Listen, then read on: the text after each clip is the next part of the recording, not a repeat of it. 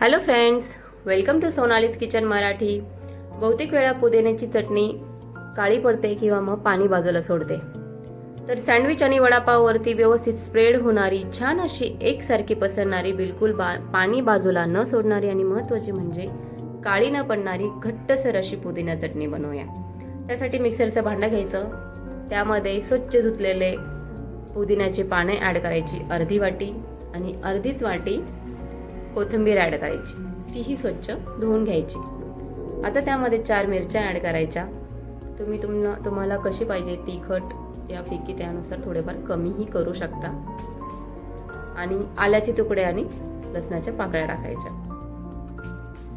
1 चमचा भाजकी डाळ टाकायची, जेणेकरून चटणी मस्त स्मूथ होईल आणि घट्टसरपणा येईल त्याला. अर्धा चमचा जिरे ॲड करायचे आणि अर्धा चमचा चाट मसाला ॲड करायचा.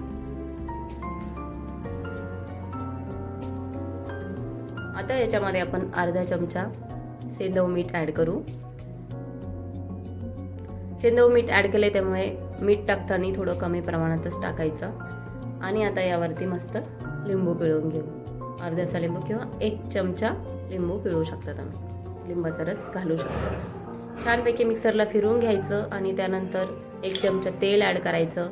बर्फाचे तुकडे टाकायचे आणि चवीपुरतं मीठ घालायचं आणि पुन्हा मस्त मिक्सरमधून बारीक करून घ्यायचं. गरजेप्रमाणे तुम्ही पाणी पण ॲड करू शकता.